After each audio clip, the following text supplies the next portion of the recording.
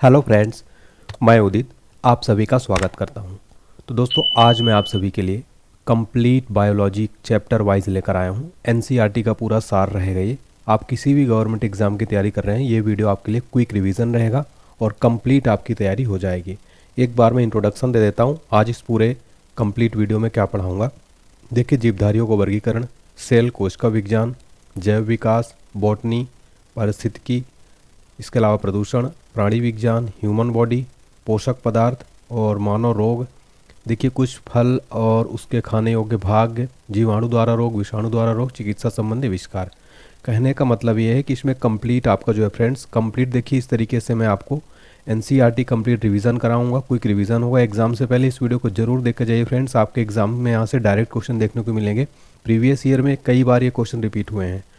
चलिए स्टार्ट कर लेते हैं बिना किसी देरी के। बस इतना है कि बहुत ही कंसंट्रेशन के साथ अगले 1-1.5 घंटे आप इस वीडियो को देखिएगा।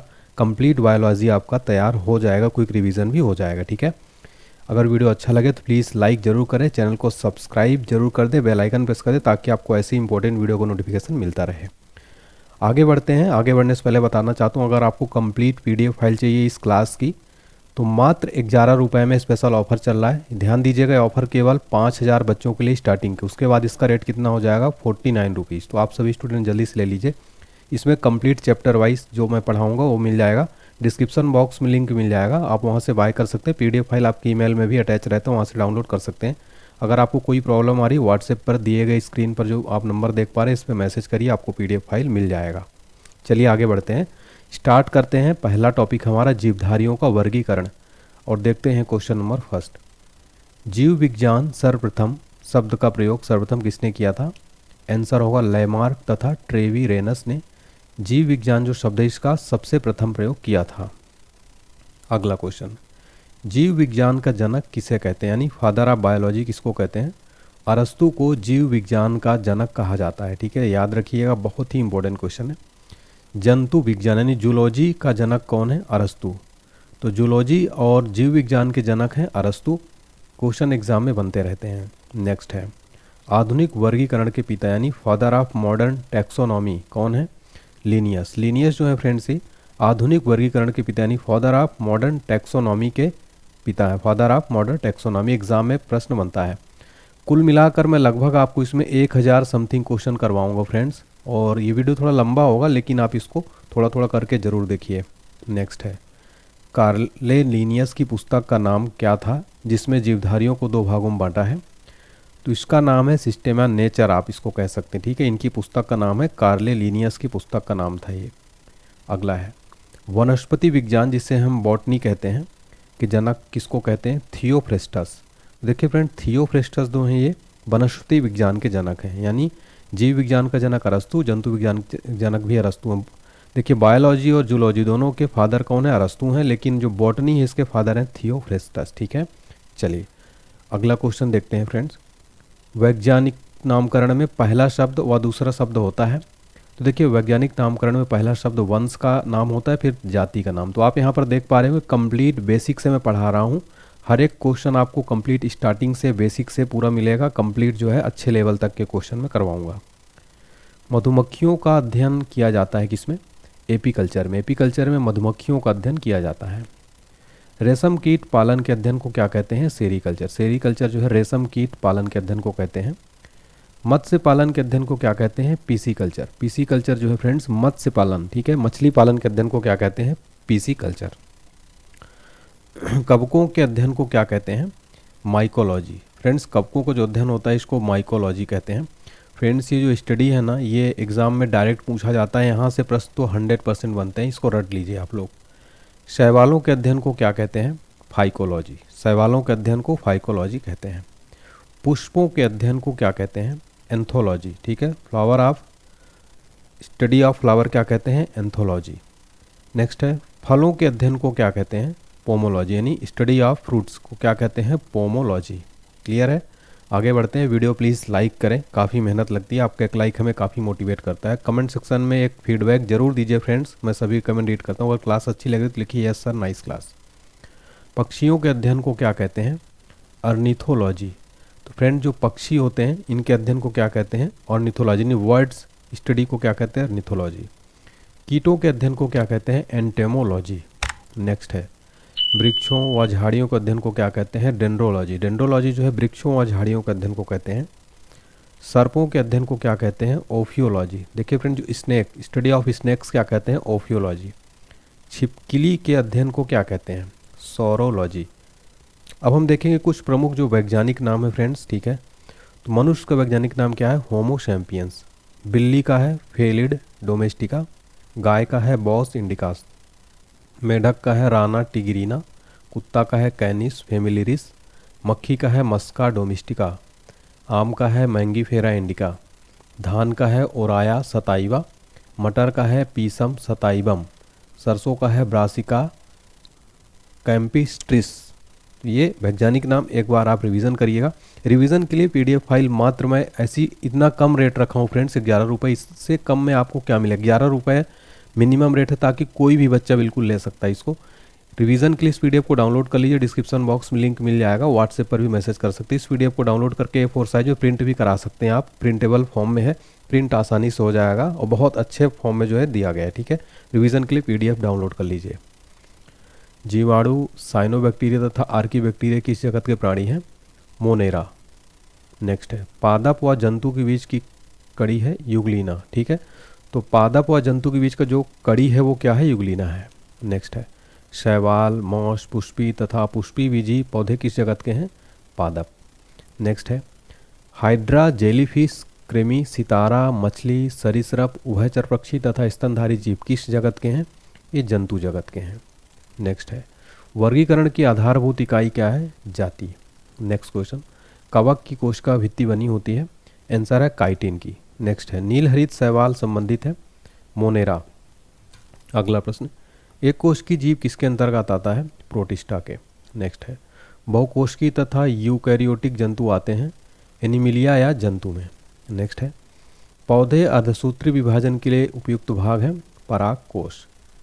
आलू एक प्रकार का क्या है? एक कंद है। आलू एक प्रकार का क्या है? कंद है फ्रेंड्स। हम आलू को क्या खाते हैं? कंद। अफीम का वानस्पतिक नाम क्या है? तो वनस्पति नाम है इसका एम्बालिका अफिसिनोलेस। तो अफीम का वैज्ञानिक वनस्पतिक नाम याद रखिए एम्बालिका अफिसिनोलिस। नेक्स्ट है थैलोफाइटा वर्ग के पौधे होते हैं, मुख्यतः जलीय। नेक्स्ट है जंतु जगत का सबसे बड़ा संघ कौन सा है? आंसर हो जाएगा आर्थ्रोपोडा। आर्थ्रोपोडा जो है ये जंतु जगत यानी जूलॉजी का सबसे बड़ा संघ है। ऑक्टोपस किस संघ का जंतु है? आंसर है मोलस्का। ऑक्टोपस जो है ये मोलस्का संघ का जंतु है। अब हम देखेंगे कोशिका विज्ञान, ठीक है, साइटोलॉजी, ठीक है। कोशिका के अध्ययन को क्या कहते हैं? साइटोलॉजी। कोशिका का शक्ति ग्रह किसे कहते हैं? आंसर होगा माइटोकॉन्ड्रिया को कोशिका का शक्ति ग्रह कहते हैं। ये क्वेश्चन तो प्रीवियस ईयर एग्जाम में 25 से 30 बार रिपीट हुआ है, इसको आप स्टार मार्क कर लीजिए। नेक्स्ट है किससे कोशिका की आत्महत्या की थैली कहते हैं? लाइसोसोम को। कौन सी कोशिका वनस्पति व पशु दोनों में उपस्थित होती है? सूत्रकणिका। ये जो है वनस्पति व पशु दोनों में उपस्थित होती है। कोशिका क्या है? तो कोशिका जीवधारियों की रचनात्मक व कार्यात्मक इकाई है। फ्रेंड, जो बच्चे इंग्लिश मीडियम में कंटेंट देखना चाहते हैं, हमारा नया चैनल है the success institute. Description box में लिंक है, जाके सब्सक्राइब करो। वहाँ पर ये सारा कंटेंट इंग्लिश में भी आपको दिया जाएगा जल्दी ही। तो चैनल को सब्सक्राइब कर लीजिए, बेल आइकन प्रेस कर दीजिए। नेक्स्ट है कोशिका की खोज किसने और कब की? तो रॉबर्ट हुक ने की थी 1665 में।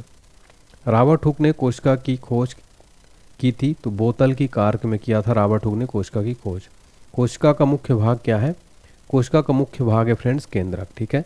चलिए आगे बढ़ते हैं। आगे बढ़ने से पहले मैं आपको बताना चाहता हूँ फ्रेंड, देखिए काफ़ी बच्चे बोलते हैं सर आपका जीके जीएस का कोई ऐसा कोर्स बताइए एग्जाम से पहले क्विक रिवीजन हो जाए, एनसीईआरटी सार संग्रह।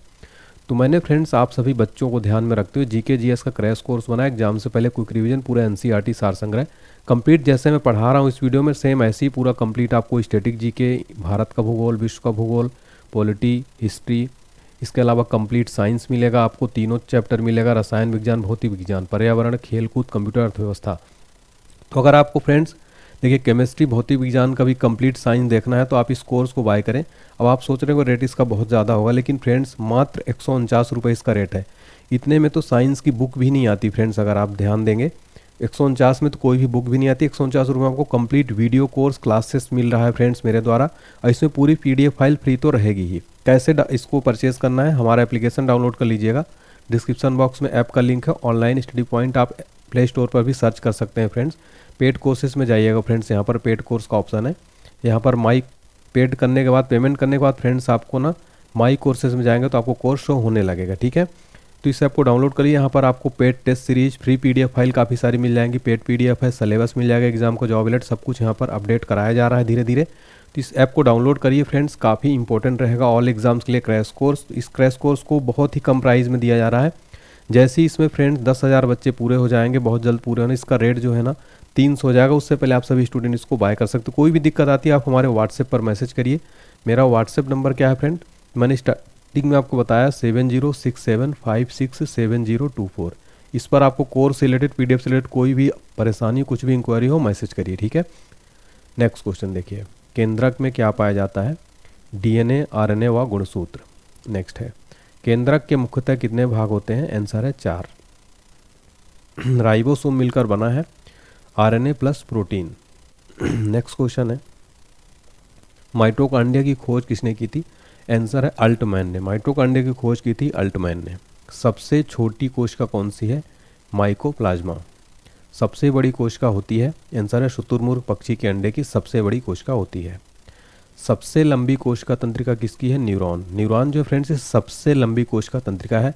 एग्जाम में डायरेक्ट क्वेश्चन यहाँ से बनता है।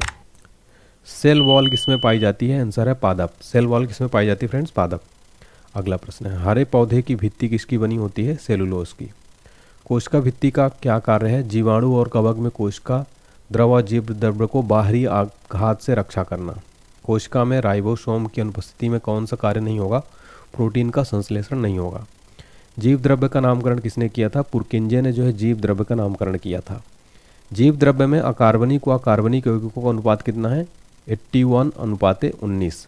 अगला क्वेश्चन देखिए, कोशिका के अध्ययन को क्या कहते हैं? आंसर है साइटोलॉजी। देखिए फ्रेंड्स, जो कोशिका का अध्ययन है ना, इसको साइटोलॉजी कहते हैं। सबसे लंबी कोशिका किसकी है? तंत्रिका तंत्र की कोशिका जो है फ्रेंड्स सबसे लंबी कोशिका होती है। याद रखिएगा, प्रीवियस ईयर में ये क्वेश्चन बहुत बार रिपीट हुआ है, 5 स्टार मार्क। नेक्स्ट है, कोशिका सिद्धांत का प्रतिपादन किसने किया था? स्लाइडेन तथा श्वान ने कोशिका सिद्धांत का प्रतिपादन किया था। तारकाय यानी सेंट्रोसोम पाया जाता है, केवल जंतु कोशिका में पाया जाता है सेंट्रोसोम, जिसको हिंदी में तारकाय कहते हैं। अगला प्रश्न, प्रोटीन की फैक्ट्री कहा जाता है? आंसर है राइबोसोम को। राइबोसोम को प्रोटीन की फैक्ट्री कहा जाता है। कोशिका के अणुओं का यातायात प्रबंधन कहते हैं गाल्जी काय। नेक्स्ट है, स्तनधारियों के आरबीसी में नहीं पाया जाता लाइसोसोम। तो स्तनधारियों का आरबीसी में क्या नहीं पाया जाता? लाइसोसोम। पत्तियों का हरा रंग होता है? आंसर है क्लोरोफिल के कारण, यानी पर्णहरित के कारण। पादप की रसोई किसे कहते हैं? हरित लवक को पादप की रसोई कहा जाता है। क्वेश्चन ये रेलवे एग्जाम में पूछा जा चुका है। टमाटर का लाल रंग होता है लाइकोपिन के कारण। ये क्वेश्चन एसएससी एग्जाम में, सीजीएल में, एमटीएस में और कई प्रतियोगी परीक्षाओं में ये क्वेश्चन फ्रेंड्स 25 से 30 बार रिपीट हुए हैं। जो इंपॉर्टेंट क्वेश्चन ज़्यादातर जो आते हैं उनको मैं बताते जा रहा हूँ, आप उनको जरूर याद करिए। नेक्स्ट है, पत्तियों का रंग पीला क्यों होता है? कैरोटीन के निर्माण के कारण होता है। नेक्स्ट है, मनुष्य में गुणसूत्रों की संख्या कितनी होती है? 23 जोड़ी होती है मनुष्य में गुणसूत्रों की संख्या। वंशागति का वाहक किसे कहते हैं? गुणसूत्रों को। नेक्स्ट है, डीएनए की द्विकुंडित संरचना, डबल हेलिक्स मॉडल किसने प्रतिपादित किया? जेडी वॉटसन तथा क्रिक ने। प्रोटीन बनने की अंतिम क्रिया को क्या कहते हैं? ट्रांसलेशन। ट्रांसलेशन जो प्रोटीन बनने की अंतिम क्रिया को कहते हैं। डीएनए का पूरा नाम क्या है? डीऑक्सी राइबो न्यूक्लिक एसिड जो है डीएनए का फुल फॉर्म क्या है? Deoxy ribo nucleic acid. RNA का फुल फॉर्म क्या है? राइबो न्यूक्लिक एसिड जो है आरएनए का फुल फॉर्म है। तो डीएनए और आरएनए दोनों का फ्रेंड्स फुल फॉर्म एग्जाम में बार बार पूछ लेता है, याद रखिए।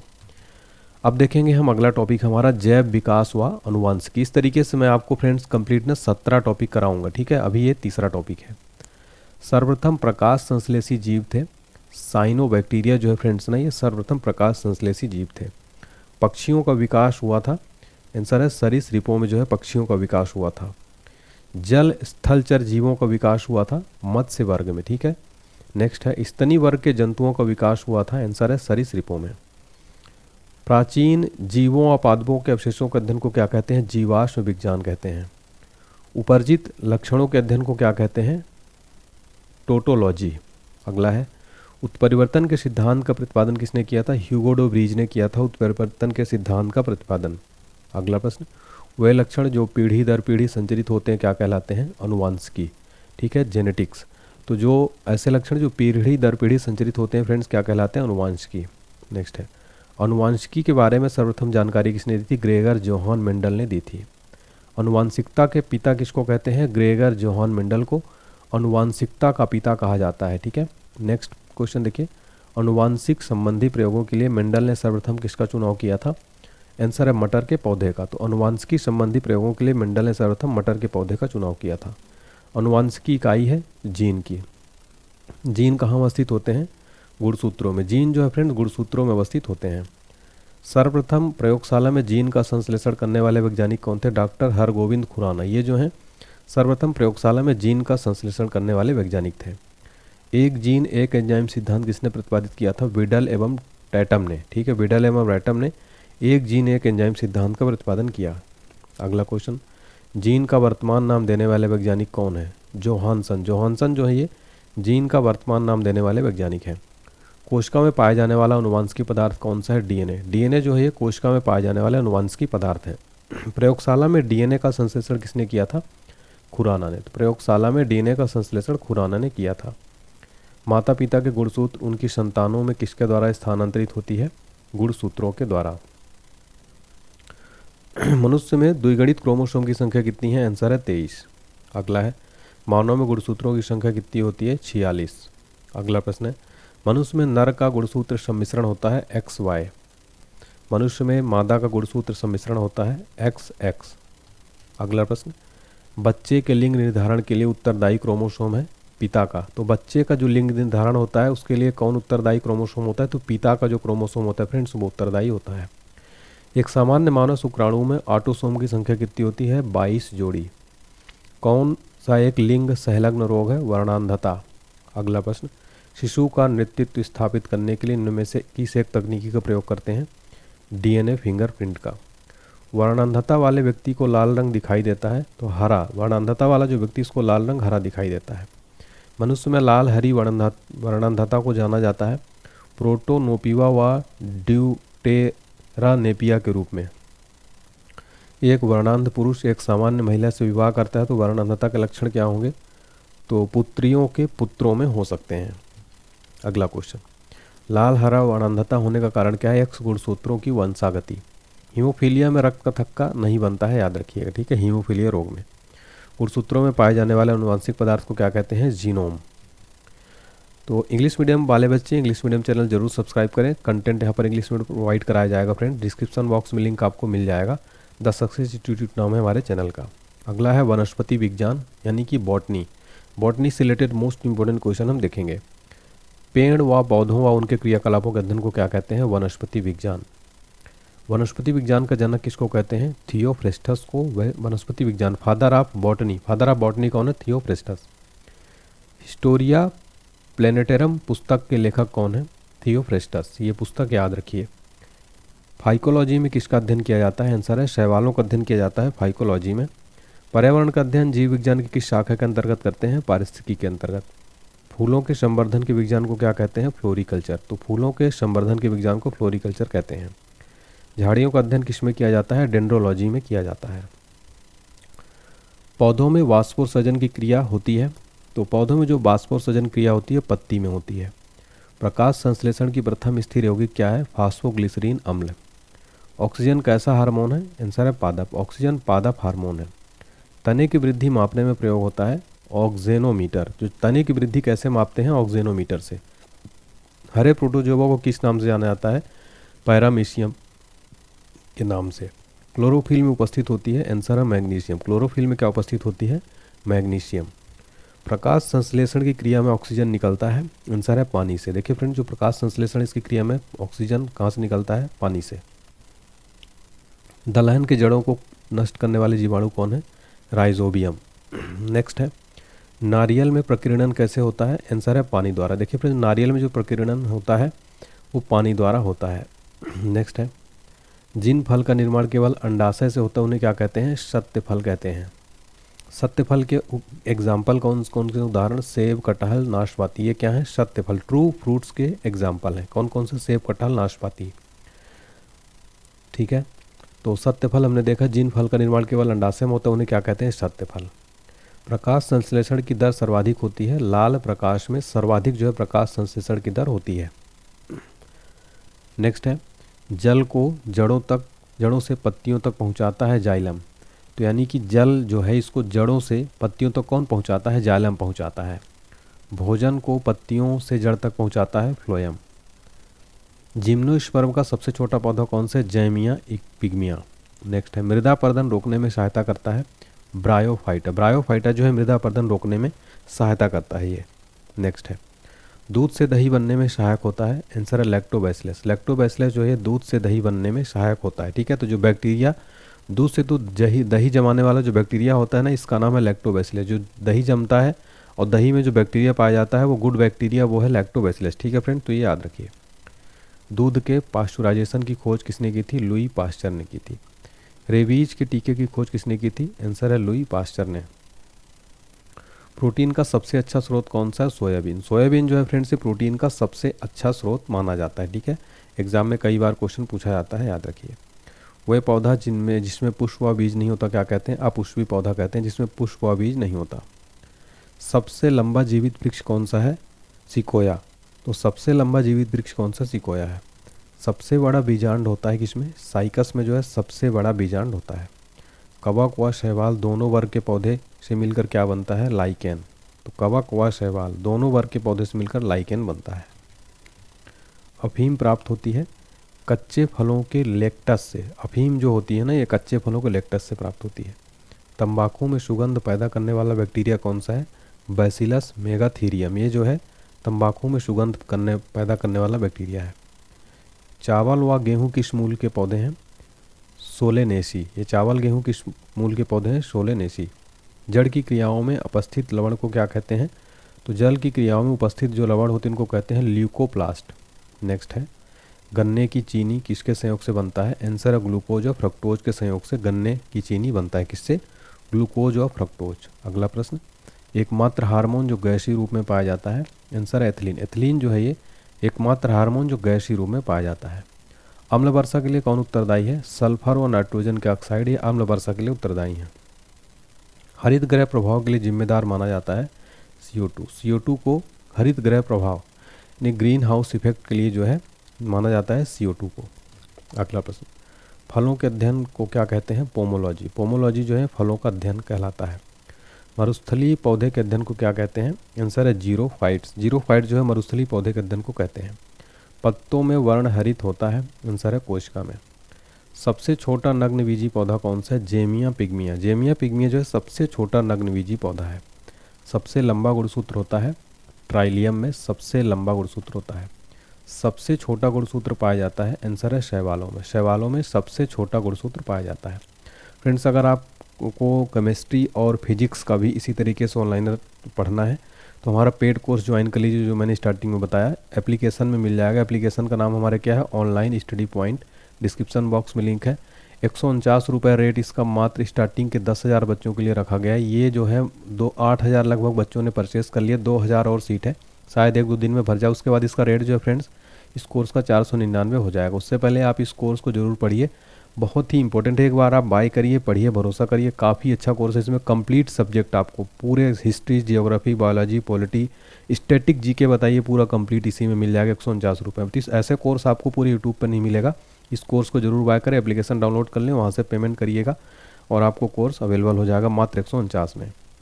सबसे छोटा आवृतबीजी पौधा कौन सा है? लेमना, जलीय पौधा है। ठीक है, सबसे बड़ा आवृतबीजी पौधा कौन सा है? यूकेलिप्टस है। अगला प्रश्न है, सबसे छोटा पुष्प कौन सा है? वुल्फिया जो है सबसे छोटा पुष्प है। सबसे बड़ा पुष्प कौन सा है? रफलेसिया। अगला है, पौधे का कौन सा भाग शोषण करता है? पत्ती जो है ये शोषण करता है। नेक्स्ट है, सिनकोना वृक्ष के किस भाग से कुनैन प्राप्त किया जाता है? आंसर है तने की छाल से। वृक्षों की छाल पर उगने वाले कवक क्या कहलाते हैं? कॉर्टिकोल्स। कॉर्टिकोल्स जो है फ्रेंड्स ये वृक्षों की छाल पर उगने वाले कवक कहलाते हैं। सबसे बड़ा बीजांड होता है साइकस में। अगला है, भारतीय वानस्पतिक सर्वेक्षण का मुख्यालय कहाँ है? आंसर है कोलकाता में जो है भारतीय वानस्पतिक सर्वेक्षण का हेडक्वार्टर स्थित है। फ्रेंड्स, इस क्वेश्चन को आप 5 स्टार मार्क करना। फ्रेंड्स, ये क्वेश्चन एग्जाम में बहुत बार रिपीट हुआ है। ठीक है, नेक्स्ट है, हाइड्रोपोनिक संबंधित है मिट्टी के बिना पौधे की वृद्धि से। अगला प्रश्न, वन अनुसंधान संस्थान कहाँ स्थित है? आंसर है देहरादून में। किसके कारण फूलों में रंग होता है? एंथोसाइनिन के कारण फूलों में रंग होता है। पौधे के किस भाग से हल्दी पाया जाता है? तने से। पौधे के जो है तने से हल्दी पाया जाता है। पौधे जो खारे पानी से पैदा होते हैं क्या कहलाते हैं? हाइलोफाइट्स। प्रकाश संश्लेषण के दौरान कौन सी गैस निकलती है? ऑक्सीजन। अगला क्वेश्चन है, पत्तियों के छिद्र जिनके द्वारा जल द्रव के रूप में कभी कभी बाहर निकलता है उन्हें क्या कहते हैं? जल रंध्र यानी हाइडेथोड। नेक्स्ट है, हरे पौधे को कृत्रिम ढंग से पकाने में प्रयुक्त होता है एसिटिलीन। एसिटिलीन जो है फ्रेंड्स, जितने भी मतलब हरे फल हैं उनको आर्टिफिशियल तरीके से जो पकाने में प्रयुक्त होता है वो होता है एसिटिलीन। नेक्स्ट है, थार मरुस्थल की हरियाली बनती है अरुद्भिद से। फर्न पौधा किससे संबंधित है? टेरिडोफाइटा से। पौधे द्वारा नाइट्रोजन किस रूप में प्रयोग किया जाता है? नाइट्रेट के रूप में। आलू का बदला हुआ रूप क्या है? तना। हम आलू को क्या खाते हैं? तना खाते हैं। अंतरिक्ष यात्री अपने केबिन में कौन सा शैवाल उगाते हैं? क्लोरेला। ठीक है। नेक्स्ट है, कवक के अध्ययन को क्या कहते हैं? माइकोलॉजी जो है कवकों के अध्ययन को कहते हैं। कवक में भोजन संचित रहता है, ग्लाइकोजन के रूप में संचित रहता है। जलीय पौधे CO2 कहाँ से लेते हैं? जल में घुली CO2 से। अगला प्रश्न, प्रकाश संश्लेषण के लिए आवश्यक है कार्बन डाइऑक्साइड, पानी, सूर्य, क्लोरोफिल। ये जो है प्रकाश संश्लेषण के लिए आवश्यक है। पौधे की आयु का निर्धारण विधि कहलाती है डेंड्रोलॉजी। ठीक है। डेंड्रोकोलॉजी जो है ये पौधों के आयु के निर्धारण की विधि कहलाती है। पौधे की वृद्धि को नियंत्रित करने वाले हार्मोन्स कौन से हैं? ऑक्सीन हार्मोन जो है पौधे की वृद्धि को नियंत्रित करने वाले हार्मोन्स हैं। ऑक्सीजन का निर्माण होता है पौधे के ऊपरी भाग में। अगला है, बौने पौधों को लंबा करना फूल बनाने में मदद करता है। तो ये जो है निब्रेलिन्स हार्मोन जो है बौने पौधे को लंबा करना फूल बनाने में मदद करना जो है ये मदद करता है। ऑक्सीजन की उपस्थिति कोश का विभाजन व विकास में मदद करती है, साइटोकाइनिन। अगला है, पौधे में RNA एवं प्रोटीन बनाने में सहायक हार्मोन है साइटोकाइनिन। वृद्धि हार्मोन्स किसे कहते हैं? Abscisic acid. तो वृद्धि हार्मोन किसे कहते हैं? एब्सिसिक एसिड को। अगला है, पौधे में एकमात्र ऐसा हार्मोन जो गैसीय अवस्था में होता है, एथिलीन। एथिलीन जो है पौधे में एकमात्र ऐसा हार्मोन है जो गैसीय अवस्था में होता है। फूलों को खिलाने वाला हार्मोन्स कौन सा है? फ्लोरिजेंस। फ्लोरिजेंस जो है ये फूलों को खिलाने वाला हार्मोन्स होता है। पौधों में जख्म भरने का काम करता है ट्राउमैन। तंबाकू की पत्तियों में होने वाले रोग का कारण क्या है? Tobacco mosaic virus. लौंग प्राप्त होती है फूल की कली से जो है ये लौंग प्राप्त होती है फ्रेंड। ठीक है, तो याद रखिए। चलिए अब देखते हैं हमारा अगला टॉपिक, कुछ फल एवं उनके खाने योग्य भाग जो हैं। ठीक है, ये क्वेश्चन एग्जाम में पूछा जाता है। जैसे क्वेश्चन क्या पूछता है कि हम नाशपाती का कौन सा भाग खाते हैं? तो पुष्पासन खाते हैं। ठीक है, पूछ लेगा आपसे पपीता का हम कौन सा भाग खाते हैं? तो मध्य फल वित्ती जो है खाने योग्य भाग होता है। इस तरीके से चलिए देखते हैं।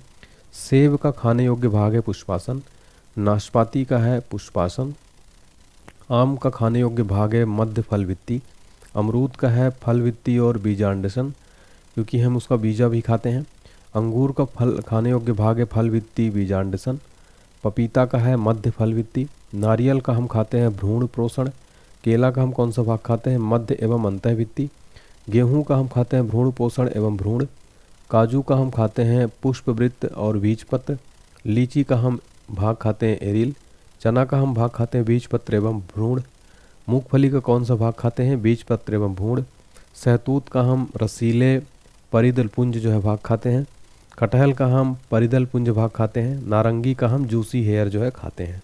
ठीक है, अब हम देखेंगे पौधों में तत्वों की कमी से उत्पन्न जो रोग होते हैं और लक्षण क्या है, किस तत्व की कमी से होते हैं ये भी देखेंगे। ठीक है, पूरा लक्षण और किस तत्व की कमी से होते हैं देखने वाले हैं। देखिए, आम एवं बैगन में लिटिल लीफ ये किसकी कमी से होता है? जस्ता की कमी से। फ्रेंड देखिए यहाँ पर क्वेश्चन कैसे बनता है कि नींबू में डाई बैक रोग किस तत्व की कमी से होता है? तो आपको बताना है तांबा। इसी तरीके से सारे क्वेश्चन बनते हैं। नींबू में लिटिल लीफ किस तत्व की कमी से होता है? तांबा से। फूल गोभी में ब्राउनिंग रोग किस तत्व की कमी से होता है? बोरोन से। मटर में मार्स रोग किस कमी से होता है? मैग्नीज से। लीची में पत्ती जलना किस कमी से होता है? पोटेशियम। धान में खैरा रोग किस कमी से होता है? जस्ता से। नेक्स्ट है, आलू का ब्लैक हट रोग किस तत्व की कमी के कारण होता है? भंडार में O2 की कमी के कारण। आंवले में निक्रोसिस किस कमी के कारण होता है? बोरान के कारण। सलजम में वाटर कोर किस कमी के कारण होता है? मैग्नीज के कारण। गाजर में कोटर स्पॉट किसकी कमी के कारण होता है? कैल्शियम के कारण।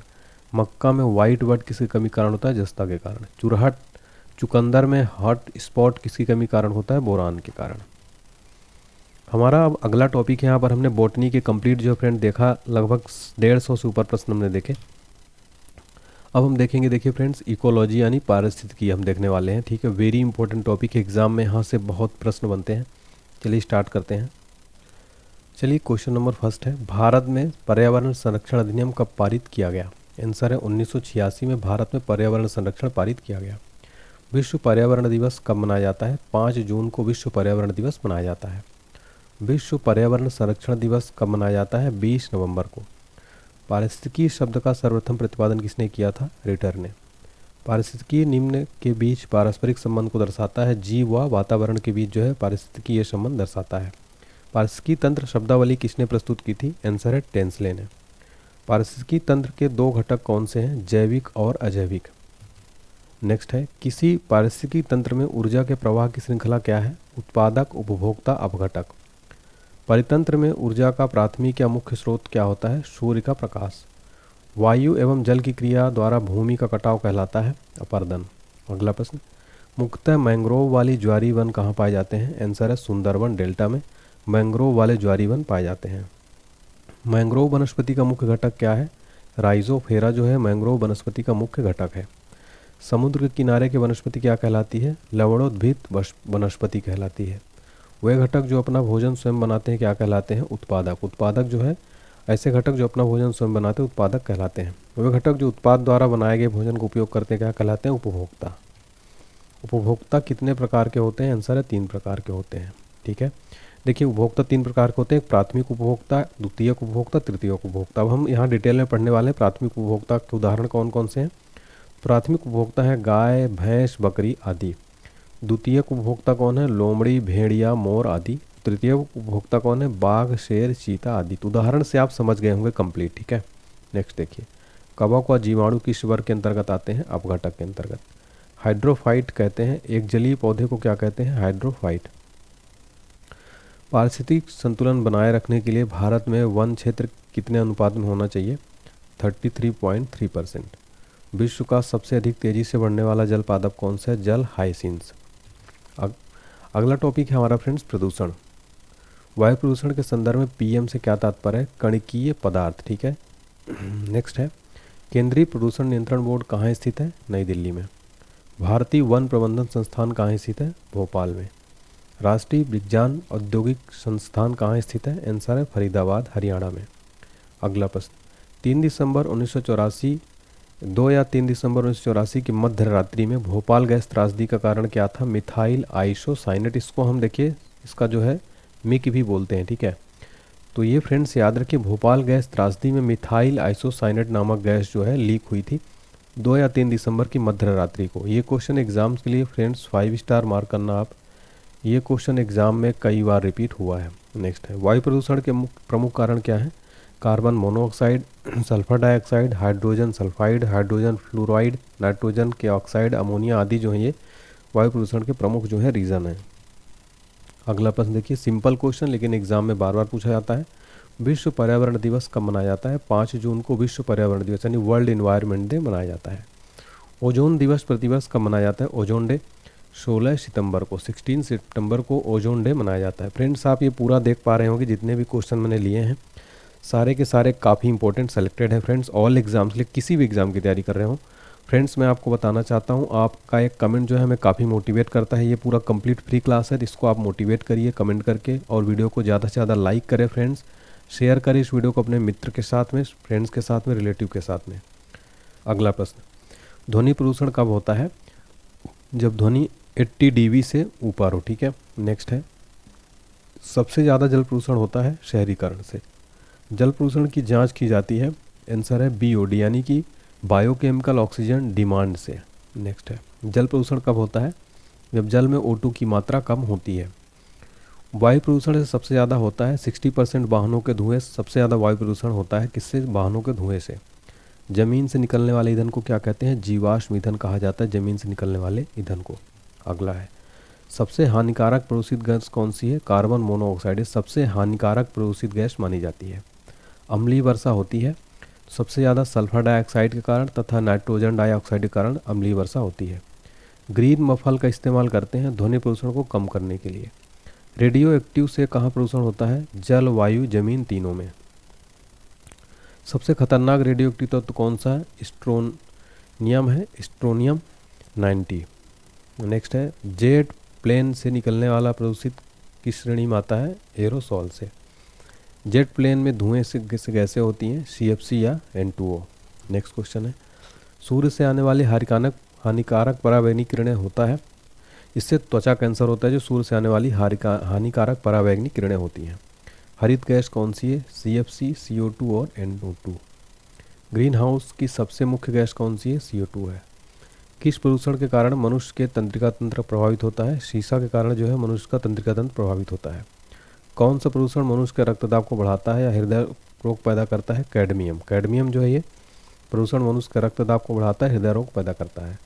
लोहे की खान में काम करने वाले मजदूर किस कारण रोग से ग्रसित होते हैं? सिलिका के कारण। अगला टॉपिक है हमारा प्राणी विज्ञान या जंतु विज्ञान, इसको कहते हैं जूलॉजी कहते हैं। चलिए देखते हैं, जंतुओं एवं उनके क्रियाकलापों के अध्ययन को क्या कहते हैं? प्राणी विज्ञान। एक कोशिकीय प्राणी किस संघ में आते हैं? संघ प्रोटोजोआ में। संघ पेरिफेरा के सभी जंतु पाए जाते हैं, खारे पानी में पाए जाते हैं। अगला है, संघ पेरिफेरा के उदाहरण है साइनस, मथेनिया, स्पंज आदि। संघ सिलिट्रेटा कैसे प्राणी होते हैं? जलीय द्विस्तरीय। संघ सिलिट्रेटा प्राणी के कुछ उदाहरण कौन से? हाइड्रा, जेलीफिश, सी एनीमोन, मूंगा आदि। केचुआ किस संघ का प्राणी है? संघ एनिलिडा का। केचुए में हृदय होता है, 4 जोड़ी होता है। अगला है, आर्थ्रोपोडा संघ की देह गुहा कहलाती है हीमोशील। आर्थ्रोपोडा प्राय होते हैं एक लिंग व निषेचन शरीर के अंदर होता है। आर्थ्रोपोडा संघ के उदाहरण हैं तिलचट्टा, झींगा, मछली, केकड़ा, खटमल, मक्खी, मच्छर, मधुमक्खी, टिड्डा आदि। कॉकरोच के हृदय में होते हैं 13 कक्ष होते हैं। संघ इकाइनोडर्मेटा के सभी प्राणी प्राय होते हैं समुद्री। अगला प्रश्न है, घोंघा व सीधी किस संघ के अंतर्गत आते हैं? संघ मोलस्का के अंतर्गत। अगला है, संघ इकाइनोडर्मे के कुछ उदाहरण क्या हैं? Jellyfish, shellfish, crayfish, silverfish, cuttlefish, शेयरफिश, टेकफिश, रेजरफिश, ब्रिटल अस्टार आदि क्या हैं? संघ इकाइनोडर्मे के एग्जाम्पल हैं। समुद्री घोड़ा किस वर्ग में आता है? संघ कार्डेटा के। सरीसृप वर्ग के प्राणी हैं छिपकली, सांप, घड़ियाल, कछुआ आदि जो है ये सरीसृप वर्ग के प्राणी हैं। विश्व की एकमात्र जहरीली छिपकली कौन सी है? हिलोडर्मा, ये जो है विश्व की एकमात्र जहरीली छिपकली है। उड़ न सकने वाले पक्षी कौन से? कीवी और एमू। सबसे छोटा पक्षी कौन सा है? हमिंग बर्ड जो है सबसे छोटा पक्षी है। सबसे बड़ा जीवित पक्षी कौन सा है? शुतुरमुर्ग, ये जो सबसे बड़ा जीवित पक्षी है। स्तनधारी वर्ग में सबसे ज़्यादा तापमान किसका होता है? बकरी का, 39 डिग्री सेल्सियस इसका होता है। ठीक है, सबसे ज़्यादा जो है तापमान इसका होता है बकरी का स्तनधारी वर्ग में। स्तनधारी वर्ग कितने उपवर्गों में बांटा गया है? 3। कौन कौन से? प्रोटोथीरिया, यूथीरिया और मेटाथीरिया। अंडे देने वाले स्तनधारी होते हैं प्रोटोथीरिया, एकिडाना, प्लेटिपस। अपरिपक्व बच्चों को जन्म देने वाले होते हैं तो ये होते हैं मेटाथीरिया यानी कंगारू। पूर्ण विकसित शिशुओं को जन्म देते हैं यूथिटी यानी मनुष्य। उपकला ऊतक के क्या कार्य हैं? यह शरीर के अतरंगों को चोट से बचाता है। संयोजी ऊतक का कार्य क्या है? शरीर के अन्य ऊतकों तथा अंगों को आपस में जोड़ने का कार्य करता है। नेक्स्ट क्वेश्चन देखिए हमारा। नेक्स्ट क्वेश्चन है, मानव शरीर में मांसपेशियों की संख्या कितनी है? 639। मानव शरीर की सबसे बड़ी मांसपेशी कौन सी है? ग्लूटियस मैक्सिमस, कूल्हा की मांसपेशी। मानव शरीर की सबसे छोटी मांसपेशी कौन सी है? स्टेपिडियस। अगला है, तंत्रिका ऊतक को और किस नाम से जानते हैं? आंसर है चेतना ऊतक से। मानव रक्त क्या है? एक तरल संयोजी ऊतक है मानव रक्त। मानव रक्त की मात्रा शरीर के भार का कितना होता है? लगभग 7%। मनुष्य के रक्त का पीएच मान कितना होता है? 7.4 क्षारीय होता है। एक वयस्क मनुष्य में औसत रक्त की मात्रा कितनी होती है? आंसर है 5 से 6 लीटर एक वयस्क मनुष्य में औसत रक्त की मात्रा होती है। देखिए रक्त जो है प्लाज्मा और उद्राणु देख लेते हैं। तो देखिए फ्रेंड, जो प्लाज्मा है रक्त की अजीवित तरल भाग है और रक्त का 55 से 60% प्लाज्मा होता है। प्लाज्मा का 90% भाग जल और 7% भाग प्रोटीन, 0.9% लवण व शेष भाग ग्लूकोज होता है। प्लाज्मा का कार्य पचे हुए भोजन व हार्मोन्स के अन्य भागों में पहुंचाना। जबकि रुधिराणु यानी ब्लड कार्पल्स का बात करें तो यह रक्त का शेष 45% भाग है। इसके 3 भाग होते हैं, एक है लाल रक्त कणिका यानी आरबीसी, दूसरा है डब्ल्यूबीसी श्वेत रक्त कणिका, तीसरा है ब्लड प्लेटलेट्स यानी रक्त बिंबाणु। अगला क्वेश्चन, लाल रक्त कण यानी रेड ब्लड कार्पल्स के बारे में हम देखने वाले हैं। ठीक है, आरबीसी का निर्माण होता है अस्थि मज्जा में। नेक्स्ट, आरबीसी की मृत्यु होती है यकृत, लीवर व प्लीहा स्प्लीन में। आरबीसी के में केंद्रक नहीं होता है, अपवाद है। ऊंट एवं लामा में जो है अपवाद है, केंद्रक नहीं होता है। नेक्स्ट है, आरबीसी का जीवन काल होता है 120 दिन का। रक्त का लाल रंग होता है हीम नामक रंजक के कारण। हीमोग्लोबिन में पाया जाने वाला लौह कौन सा? हीमेटीन। शरीर में रक्त क्षीणता हो जाती है हीमोग्लोबिन की कमी के कारण। अगला है, आरबीसी का मुख्य कार्य क्या है? शरीर के हर भाग में ऑक्सीजन पहुंचाना और कार्बन डाइऑक्साइड वापस ले जाना आरबीसी का मुख्य कार्य है। आरबीसी की संख्या ज्ञात की जाती है हीमोसाइटोमीटर से। अब हम देखेंगे डब्ल्यूबीसी यानी वाइट ब्लड श्वेत कणिका। डब्ल्यूबीसी का निर्माण कहाँ होता है? आंसर है अस्थि मज्जा में। डब्ल्यूबीसी का जीवन काल कितना होता है? आंसर है 2 से 4 दिन का। डब्ल्यूबीसी की मृत्यु कहाँ होती है? आंसर है रक्त में ही है। डब्ल्यूबीसी का मुख्य कार्य क्या? रोगों को संक्रमण से बचाना है, तो शरीर के रोगों को संक्रमण से बचाना है। नेक्स्ट है, रक्त बिंबाणु यानी ब्लड प्लेटलेट्स जीवन काल कितना होता है? आंसर है 3 से 5 दिन का। रक्त बिंबाणु का मुख्य कार्य क्या होता है? रक्त का थक्का बनाने में मदद करना इसका मुख्य कार्य होता है। रक्त बिंबाणु का मुख्य गुण क्या है? इसमें केंद्रक नहीं होता और निर्माण अस्थि मज्जा में होता है। डेंगू ज्वर होने से शरीर पर क्या प्रभाव पड़ता है? शरीर में प्लेटलेट्स की कमी होती है। रक्त हमारे शरीर में ताप को नियंत्रित करने का काम करता है तथा शरीर की रोगों से रक्षा करता है। रक्त का थक्का बनाने में सहायक विटामिन कौन सा है? विटामिन के जो है रक्त का थक्का बनाने में सहायक विटामिन है। रक्त का थक्का बनाने के लिए महत्वपूर्ण प्रोटीन कौन सा है? फाइब्रोनोजन। फाइब्रोनोजन जो रक्त का थक्का बनाने के लिए महत्वपूर्ण प्रोटीन है। मानव में रक्त समूह की खोज किसने की थी? कार्ल लैंडस्टीनर ने सन 1900 में की थी मानव में रक्त समूह की खोज यानी ब्लड ग्रुप की खोज। ब्लड ग्रुप की खोज कार्ल लैंडस्टीनर ने की। मनुष्य में रक्तों की भिन्नता का मुख्य कारण क्या है? आरबीसी में पाई जाने वाली ग्लाइकोप्रोटीन। नेक्स्ट है, मनुष्य में कितने प्रकार के रुधिर वर्ग होते हैं? आंसर है 4 प्रकार के। किसी रक्त समूह को सर्वदाता रक्त समूह कहते हैं, तो जो ओ ब्लड ग्रुप है इसको क्या कहते हैं? Universal donor. ठीक है, यूनिवर्सल डोनर। नेक्स्ट है, सर्वग्राही रक्त समूह किसको कहते हैं? एवी रक्त समूह यानी यूनिवर्सल रिसीवर जो होता है एवी ब्लड ग्रुप होता है। ऊंचाई पर जाने से आरबीसी का आकार क्या होगा? बढ़ जाएगा। रुधिर को वाहिनियों में जमने से कौन रोकता है? हिपेरिन। रक्त वर्ग की खोज के लिए लैंडस्टीनर को नोबेल कब मिला था? 1930 में। अगला है, शरीर का रुधिर बैंक किसको कहते हैं? प्लीहा को। शरीर में एंटीबॉडी का निर्माण करता है लिम्फोसाइट कोशिकाएं। अगला है, प्लेटलेट्स को और किस नाम से जाना जाता है? थ्राम्बोसाइट से। रुधिर को किस तापमान पर रखा जाता है? 4 डिग्री सेल्सियस पर। रुधिर का अध्ययन क्या कहलाता है? हीमेटोलॉजी के अंतर्गत इसको आता है। एक स्वस्थ मनुष्य एक बार में कितनी रुधिर दान कर सकता है? आंसर है 450 ml यानी 1 यूनिट। नेक्स्ट है, शुद्ध व अशुद्ध रुधिर का शरीर में वहन करती है क्रमशः शिराएं व फुफ्फुस शिरा। रक्त परिसंचरण तंत्र का जनक किसको कहते हैं? विलियम हार्वे को रक्त परिसंचरण तंत्र का जनक कहते हैं। मनुष्य का औसत रक्तचाप कितना होता है? 120/80। ये जो है मनुष्य का औसत एवरेज ब्लड, ठीक है, ब्लड प्रेशर यानी बीपी जो है ह्यूमन का एवरेज कितना होता है? 120/80। रक्तदाब मापने वाला यंत्र क्या है? यानी ब्लड प्रेशर मापने वाला जो मशीन है वो क्या है? स्फेग्नोमैनोमीटर। ठीक है, चलिए अब हम देखेंगे मानव शरीर के तंत्र, ह्यूमन बॉडी कंप्लीट जो है देखने वाले हैं, मोस्ट इंपॉर्टेंट है। चलिए स्टार्ट करते हैं। फर्स्ट क्वेश्चन है हमारा, मनुष्य में भोजन का पाचन कहाँ से प्रारंभ होता है? आंसर है मुख से। मनुष्य में लार ग्रंथि में निकलने वाले एंजाइम को क्या कहते हैं? टाइलिन।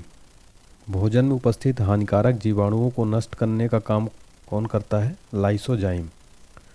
अमाशय में भोजन लगभग रहता है 4 घंटे। भोजन के अमाशय में पहुंचने पर पाइलोरेथिक ग्रंथि से कौन सा रस निकलता है? जठर रस। अमाशय में निकलने वाले जठर रस में एंजाइम कौन सा होता है? पेप्सिन व रेनिन। लार किसके पाचन में मदद करता है? स्टार्च के।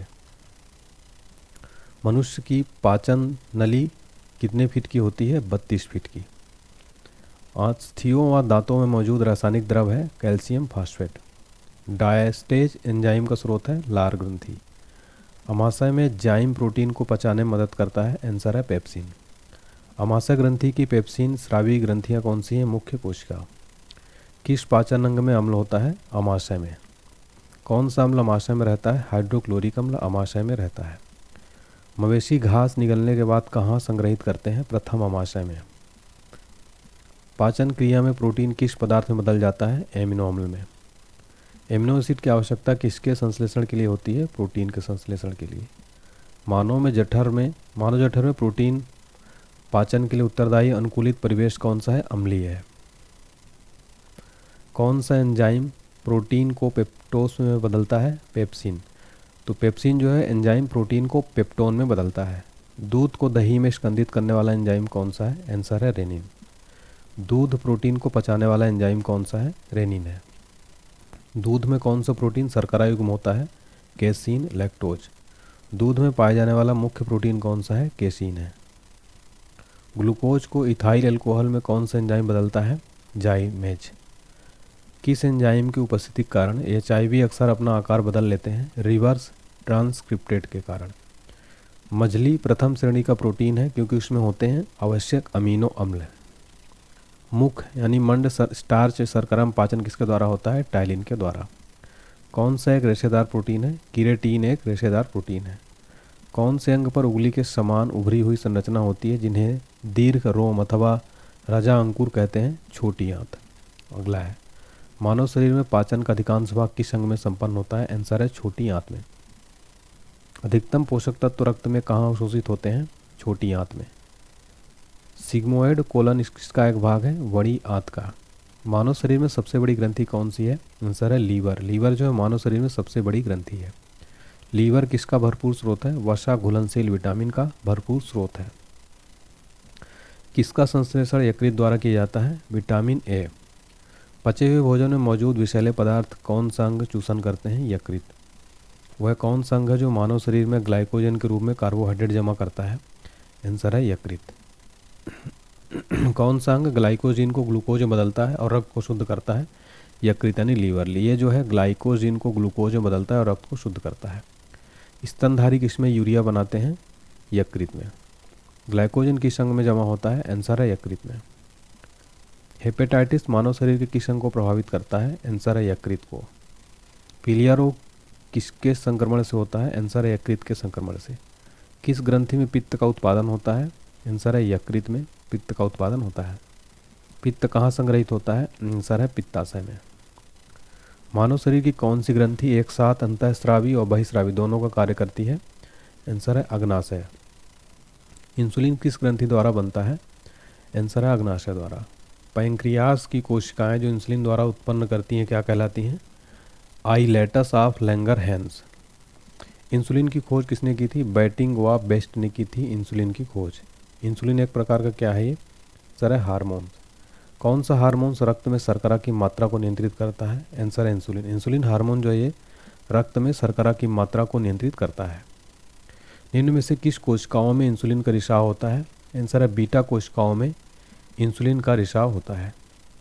शरीर के किस अंग की खराबी से मधुमेह रोग होता है? आंसर है पैंक्रियास। पैंक्रियास की खराबी से क्या होता है? डायबिटीज़। किस रंग द्रव्य की उपस्थिति के कारण मानव मल का रंग पीला होता है? यूरोबिलिन। तो यूरोबिलिन के कारण जो है मानव मल पीला होता है। किस भाग में पाचक व श्वसन नलियाँ क्रॉस करती हैं? ग्रसनी में। अगला प्रश्न है, आहार में लवण का मुख्य उपयोग क्या है? भोजन को स्वादिष्ट बनाना आहार में लवण का मुख्य उपयोग है। पशु प्रोटीन को प्रथम श्रेणी का प्रोटीन क्यों मानते हैं? अनिवार्य एमिनो एसिड से भरपूर होता है। प्रोटीन व पेप्टोन को पॉलीपेप्टाइड व अमीनो अम्ल में परिवर्तित कौन करता है? इरिप्सिन। नेक्स्ट है, मांड को घुलनशील शर्करा में परिवर्तित करने वाला कार्य करता है एमाइलेज। वसा को ग्लिसरीन तथा फैटी एसिड में परिवर्तित करता है? आंसर है लाइपेज। भोजन की पाचन क्रिया कहाँ पूर्ण हो जाती है? आंसर है छोटी आंत में। जीभ के ऊपरी भाग पर बने अंकुर को क्या कहते हैं? स्वाद कलिया। नेक्स्ट है, जीभ के अग्रभाग से किस स्वाद का ज्ञान होता है? मीठे का। जीभ के पश्च भाग से स्वाद का ज्ञान होता है? आंसर है कड़वे का। जीभ के बगल वाले भाग से कैसे स्वाद का आभास होता है? आंसर है खट्टा का। मानव शरीर का सबसे कठोर भाग कौन सा है? आंसर है दांत का एनेमल। ये जो है मानव शरीर का सबसे कठोर भाग होता है। अगला प्रश्न, दांतों के अध्ययन को क्या कहते हैं? आंसर है ओडोंटोलॉजी। दांतों के अध्ययन को क्या कहते हैं? ओडोंटोलॉजी। अगला प्रश्न, दांतों की थेरेपी कहलाती है रूट कैनाल ट्रीटमेंट, RCT। दांतों की थेरेपी क्या कहते हैं? Root canal treatment. दांतों में कठोरता किसके कारण होता है? सर कैल्शियम के कारण जो है दांत कठोर होते हैं।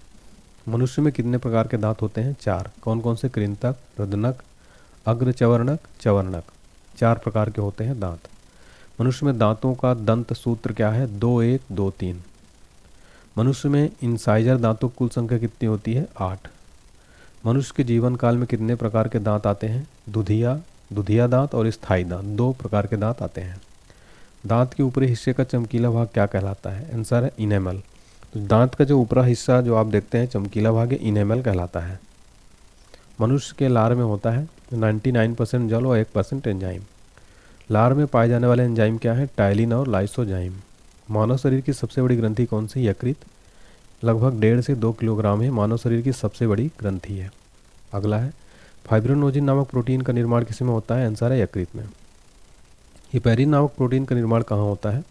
सर है यकृत में। पित्त क्या है? तो पीले हरे रंग का क्षारीय द्रव्य जिसका पीएच मान 7.7 है। मानव शरीर की दूसरी सबसे बड़ी ग्रंथि कौन सी है? आंसर है अग्नाशय। अग्नाशय जो है ये मानव शरीर की दूसरी सबसे बड़ी ग्रंथि है। रक्त परिसंचरण की खोज किसने की थी? आंसर है विलियम हार्वे ने 1628 में रक्त परिसंचरण की खोज की थी। अगला क्वेश्चन देखिए, वेरी इंपॉर्टेंट है। मानव हृदय कितने कोष्ठों का बना होता है? आंसर है 4 कोष्ठों का मानव हृदय बना होता है। शरीर से हृदय की ओर रक्त ले जाने वाली रक्तवाहिका को क्या कहते हैं? वेन यानी शिरा। तो शरीर से हृदय की ओर ले जाने वाली रक्तवाहिनी को क्या कहते हैं? शिरा। हृदय से शरीर की ओर रक्त ले जाने वाली रक्तवाहिनी को क्या कहते हैं? धमनी यानी आर्टरी। शिरा में कैसा रक्त प्रवाहित होता है? आंसर है अशुद्ध रक्त। धमनी में कैसा रक्त प्रवाहित होता है? आंसर है शुद्ध रक्त, O2 युक्त। ठीक है। नेक्स्ट है सामान्य मनुष्य का हृदय 1 मिनट में धड़कता है? आंसर है 72 बार। मनुष्य की मांसपेशियों को रक्त पहुंचाने वाली वाहिनी को क्या कहते हैं? कोरोनरी धमनी। हृदयघात कब होता है?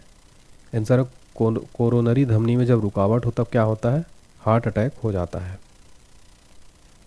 सामान्य मनुष्य का रक्तदाब कितना होता है? आंसर है 120/80 यानी 120 सिस्टोलिक और 80 डायस्टोलिक। ठीक है, ये जो है सामान्य मनुष्य का ब्लड प्रेशर होता है 120/80 mmHg। हृदय की धड़कन को नियंत्रित करने वाले हार्मोन्स कौन से हैं? आंसर है थायरॉक्सिन और एड्रेनलिन। ये जो है हार्ट बीट को कंट्रोल करते हैं। ठीक है, थायरॉक्सिन और एड्रेनलिन। लसिका में पाए जाने वाली कणिकाएं कौन सी है? लिम्फोसाइट्स जो है लसिका में पाई जाने वाली कणिकाएं हैं। लिम्फोसाइट का कार्य क्या है? शरीर के हानिकारक जीवाणुओं को का भक्षण करके शरीर को रोगों से रक्षा करना लिम्फोसाइट का कार्य है। मूत्र का असामान्य घटक क्या है? आंसर है एल्यूमिन। गुर्दे की निस्पंदन इकाई कौन सी है? Answer nephron. नेफ्रॉन जो है गुर्दे की निस्पंदन इकाई है। मानव शरीर का कौन सा अंग जल संतुलन के लिए उत्तरदायी है? आंसर है गुर्दा। गुर्दा जो है ये मानव शरीर के जो है गुर्दे के लिए जल के लिए संतुलन इकाई कौन सा है? गुर्दा। नेक्स्ट है मूत्र कहाँ बनता है? संग्राहक वाहिनियों में मूत्र बनता है। मूत्र का पीला रंग किसके कारण होता है? आंसर है यूरोक्रोम के कारण। जो मूत्र का पीला रंग किसके कारण होता है? यूरोक्रोम के कारण। मूत्र के स्रावण को बढ़ाने वाली औषधि कौन सी है? डाययूरेटिक। तो डाययूरेटिक जो है ये मूत्र के स्रावण को बढ़ाने वाली औषधि है। मूत्र होता है, अम्लीय होता है, इसका pH 6 होता है। ठीक है, 6। वृक्क का प्रमुख कार्य क्या है? रक्त के प्लाज्मा को शुद्ध करना तथा शरीर के अनावश्यक पदार्थों को मूत्र के रास्ते बाहर निकाल देना जो है वृक्क का प्रमुख कार्य होता है। ठीक है। नेक्स्ट है तंत्रिका तंत्र के अध्ययन को क्या कहते हैं? न्यूरोलॉजी। तंत्रिका तंत्र की संरचनात्मक एवं क्रियात्मक इकाई क्या है? न्यूरॉन। मानव शरीर में सभी अंगों के कार्यों का नियंत्रण, संचलन, समन्वय कौन करता है? अंतःस्रावी और तंत्रिका तंत्र। अगला है जन्म के बाद मानव के किस ऊतक को कोई कोशिका विभाजन नहीं होता? तंत्रिका यानी न्यूरॉन। जन्म के बाद ये जो है न्यूरॉन ऊतक कोई कोशिका विभाजन नहीं होता। मानव शरीर की सबसे बड़ी कोशिका कौन सी होती है? तंत्रिका तंत्र। 90 सेंटीमीटर होती है, सबसे बड़ी कोशिका होती है। मानव मस्तिष्क हड्डियों से बने जिस ढांचे में सुरक्षित रहता है उसे क्या कहते हैं? क्रेनियल। ब्रेन की सुरक्षा के लिए ब्रेन के ऊपर कितनी लेयर होती है? 3 लेयर। मानव मस्तिष्क का औसत भार लगभग कितना होता है? 1400 ग्राम। अगला है ब्रेन के ऊपर पाई जाने वाली लेयर में कौन सा द्रव भरा होता है जो कि मस्तिष्क को बाहरी आघात से सुरक्षा प्रदान करता है? सेरेब्राइनल द्रव। ठीक है, तो ब्रेन के ऊपर ये कौन सी ब्रेन के ऊपर पाई जाने वाली जो है कौन सा द्रव भरा होता है जो मस्तिष्क के बाहरी आघात से सुरक्षा प्रदान करता है? तो ये है सेरेबाई स्पाइनल द्रव। क्या नाम है? सेरेबाई स्पाइनल द्रव। मानव मस्तिष्क का सबसे बड़ा भाग कौन सा है? आंसर है सेरिब्रम। सेरिब्रम जो है तो है ये ह्यूमन ब्रेन का सबसे बड़ा पार्ट होता है। नेक्स्ट है मानव मस्तिष्क में याददाश्त स्मरण शक्ति का नियंत्रण किसके द्वारा होता है? तो ये सेरिब्रम है, ये जो मानव मस्तिष्क का सबसे बड़ा भाग है, इसमें याददाश्त स्मरण शक्ति आदि जो है कंट्रोल होता है सेरिब्रम में। मानव मस्तिष्क में भूख प्यास नींद का एहसास किसके द्वारा होता है? हाइपोथैलेमस। हाइपोथैलेमस जो है यही जो है एहसास कराती है कि हमें भूख लग रही है, प्यास लग रही है, नींद, ये जो है ह्यूमन ब्रेन में यही हाइपोथैलेमस का काम होता है। ठीक है, और जो आप याद कर रहे हैं स्मरण शक्ति वगैरह या मेमोरी वगैरह, सेरिब्रम। ठीक है, मानव मस्तिष्क में ठंड व गर्मी का एहसास किसके द्वारा होता है? थैलेमस के द्वारा। मानव मस्तिष्क में ताप नियंत्रण का कार्य कौन करता है? हाइपोथैलेमस, ये जो है ताप नियंत्रण करता है। अगला है पीयूष ग्रंथि मानव शरीर में कहाँ होता है? मस्तिष्क के आधार पर। मस्तिष्क को मेरुदंड में कौन जोड़ता है? मेडुला ऑब्लांगेटा, ये जो है मस्तिष्क को मेरुदंड में जोड़ता है। मानव मस्तिष्क में गुस्सा खुशी का नियंत्रण कौन करता है? हाइपोथैलेमस। शरीर का संतुलन बनाए रखने में सहायक होता है? आंसर है सेरिबेलम। सेरिबेलम जो है ये ह्यूमन बॉडी को जो संतुलन बनाए रखने में सहायक करता है। मानव शरीर में कुल कितनी हड्डियां होती हैं? आंसर है 206। मानव शरीर में कुल 206 हड्डियां होती हैं। मानव शरीर की सबसे लंबी हड्डी कौन सी है? तो आंसर है फीमर। फीमर जो है मानव शरीर की सबसे लंबी हड्डी है। हमारे शरीर में कुल कितनी मांसपेशियां होती हैं? आंसर है 639। 639 मांसपेशियां हमारे शरीर में कुल होती हैं। मानव की खोपड़ी में कुल कितनी अस्थियां होती हैं? आंसर है 29। तो मानव की खोपड़ी में कुल कितनी अस्थियां होती हैं? 29। मनुष्य के शरीर में पसलियों के कितने जोड़े होते हैं? 12। मनुष्य के शरीर में कुल पसलियों के जोड़े कितने होते हैं? 12। टीबिया नामक हड्डी किसमें पाई जाती है? आंसर है टांग में। टीबिया नामक हड्डी किसमें पाई जाती है? टांग में। अस्थियों एवं मांसपेशियों को आपस में कौन जोड़ता है? टेंडन। मानव शरीर की सबसे छोटी हड्डी कौन सी है? स्टेप्स। स्टेप्स जो है मानव शरीर की सबसे छोटी हड्डी होती है।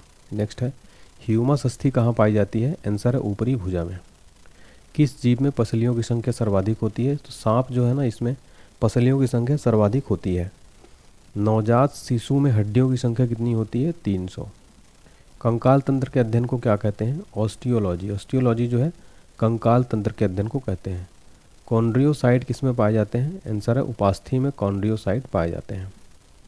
वृद्धावस्था में मनुष्य की हड्डियां कमजोर क्यों हो जाती हैं? कैल्शियम की कमी के कारण। ओडोंटोलॉजी अध्ययन करते हैं, दांतों का अध्ययन करते हो तो ओडोंटोलॉजी में। नेक्स्ट है ऑस्टियोलॉजी कहाँ पाए जाते हैं? आंसर है बोन में। नेक्स्ट है घुटने की हड्डी को किस नाम से जाना जाता है? आंसर है पटेला। अगला है किसमें बाह्य कंकाल नहीं होता? एम्फीबिया में।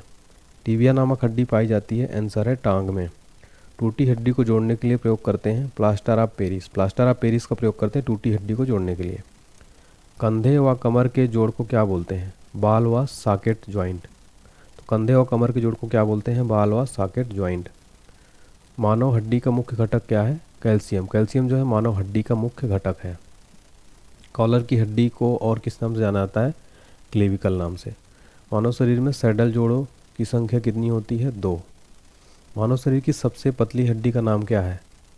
बहिर्जधिका। अगला है अक्षीय कंकाल में कितनी हड्डियां होती हैं? 80 होती हैं। शरीर की सबसे लंबी व भारी हड्डी का नाम क्या है? जांघ की हड्डी जो शरीर की सबसे लंबी व भारी हड्डी है। अस्थि को अस्थि से जोड़ने का कार्य क्या करता है? लिंगामेंट। मास्टर ग्रंथि के नाम से जाना जाता है? आंसर है पीयूष ग्रंथि को मास्टर ग्रंथि के नाम से जाना जाता है। फेफड़े का बाहरी आवरण बना होता है? आंसर है प्लूरल झिल्ली को। ये जो फेफड़े का बाहरी आवरण बना होता है प्लूरल झिल्ली। कुछ जंतुओं में नीला रुधिर होता है, क्यों? हिमाइसिन के कारण। मानव शरीर में श्वसन का सबसे महत्वपूर्ण अंग कौन सा है? फेफड़ा। फेफड़ा जो है मानव शरीर में श्वसन का सबसे महत्वपूर्ण अंग है। ये श्वसन का नियंत्रण मस्तिष्क किस नाम से होता है? ऑब्लांगेटा से। ऑक्सीजन की कमी कहलाती है अनेक्सिया। अनेक्सिया जो है ऑक्सीजन की कमी कहलाती है। मनुष्य के फुफ्फुसों की कुल सजीव क्षमता होती है 4500 ml। श्वास नाल में भोजन के प्रवेश को रोकने के लिए द्वार की रक्षा होती है एपिस्नोरिस द्वारा। वायवीय श्वसन की संपूर्ण प्रक्रिया किसने दी थी? क्रेब्स ने। स्तनियों में गैसों का विनिमय कहाँ होता है? आंसर है एल्विलाई में। अगला है मानव की सामान्य श्वास दर होती है 16 बार प्रति मिनट जो है मानव की सामान्य श्वास दर होती है। नेक्स्ट ऑक्सीजन का परिवहन होता है सर है आरबीसी से। अगला प्रश्न रुधिर में CO2 का वहन किस रूप में होता है? Sodium bicarbonate. आहार नली व श्वास नली जहां आपस में मिलती है उसे क्या कहते हैं? सर है ग्रसनी। श्वसन के दौरान ली गई गैस को शरीर में कोशिका तक पहुंचाने का कार्य कौन करता है? रक्त करता है। अनाक्षी श्वसन के दौरान एक ग्लूकोज के अणु से कितने एटीपी ऊर्जा प्राप्त होती है? आंसर है 2। श्वसन दर को किस यंत्र से नियंत्रित करते हैं? आंसर है स्पायरोमीटर। जो श्वसन दर है इसको किस यंत्र से मापा जाता है? स्पायरोमीटर यंत्र से मापा जाता है। अगला है, सिगरेट व धूम्रपान से फेफड़ों में कौन सा रोग हो जाता है? आंसर है एम्फाइसमा रोग। ठीक है, एम्फाइसमा जो है फेफड़ों में रोग हो जाता है धूम्रपान और सिगरेट से। अब हमारा अगला टॉपिक है पोषक पदार्थ। क्वेश्चन नंबर फर्स्ट है हमारा, वह पदार्थ जो विभिन्न प्रकार के जैविक क्रियाओं में संचालन व संपादन में आवश्यक होते हैं क्या कहलाते हैं? पोषक पदार्थ। पोषक पदार्थ कितने प्रकार के होते हैं? आंसर है 4 प्रकार के। ऊर्जा उत्पादक पोषक पदार्थ कहते हैं वह पदार्थ जो ऊर्जा उत्पन्न करते हैं, जैसे वसा, कार्बोहाइड्रेट आदि को ऊर्जा उत्पादक पोषक पदार्थ कहते हैं। उपापचयी नियंत्रक पदार्थ वे होते हैं वे जो शरीर की विभिन्न उपापचयी क्रियाओं को नियंत्रण करते हैं, जैसे विटामिन, लवण, जल आदि। नेक्स्ट है, शरीर में वृद्धि का निर्माण पदार्थ कौन से हैं? प्रोटीन। अनुवांशिक पदार्थ होते हैं वे पोषक पदार्थ जो शरीर में अनुवांशिक गुणों को एक पीढ़ी से दूसरी पीढ़ी ले जाते हैं, जैसे न्यूक्लिक अम्ल। कार्बोहाइड्रेट में कार्बन, हाइड्रोजन, ऑक्सीजन का अनुपात कितना होता है? 1:2:1। 1 ग्राम ग्लूकोज के ऑक्सीकरण कितनी ऊर्जा उत्पन्न होती है? 4.2 कैलोरी। शरीर में ऊर्जा की सर्वाधिक आपूर्ति कहाँ से होती है? कार्बोहाइड्रेट से 50 से 75%।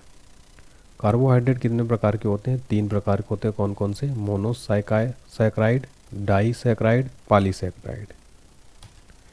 ऊर्जा का प्राथमिक स्रोत कहते हैं कार्बोहाइड्रेट को। कार्बोहाइड्रेट की सबसे सरल अवस्था कौन सी है? मोनोसैकराइड। मोनोसैकराइड के उदाहरण है ग्लूकोज, लैक्टोज, मैंटोज, ट्राइओज आदि क्या है? मोनोसैकराइड के उदाहरण है। डाइसैकराइड कैसे बनता है? समान या भिन्न मोनोसैकराइड के 2 अणुओं के संयोजन से। एक सैकराइड कैसे बनता है? जैसे माल्टोज, सुक्रोज, काइटिन आदि। पॉलीसैकराइड्स के उदाहरण कौन से? Starch, glycogen, chitin. कार्बोहाइड्रेट के प्रमुख स्रोत कौन से? गेहूं, चावल, मक्का, बाजरा, आलू, शकरकंद, सलजम आदि क्या है? कार्बोहाइड्रेट के प्रमुख स्रोत हैं। देखिए, कार्बोहाइड्रेट के प्रमुख कार्य क्या हैं? विटामिन सी का निर्माण करना, न्यूक्लिक अम्लों का निर्माण करना, ऑक्सीकरण द्वारा शरीर में ऊर्जा की आवश्यकता की पूर्ति करना। देखिए, प्रोटीन का मुख्य गुण क्या है? यह जटिल कार्बनिक यौगिक है। यह 20 अमीनो अम्ल से मिलकर बनता है। यह मानव शरीर का 15% भाग प्रोटीन होता है। ऊर्जा उत्पादन और शरीर का मरम्मत दोनों कार्य करता है।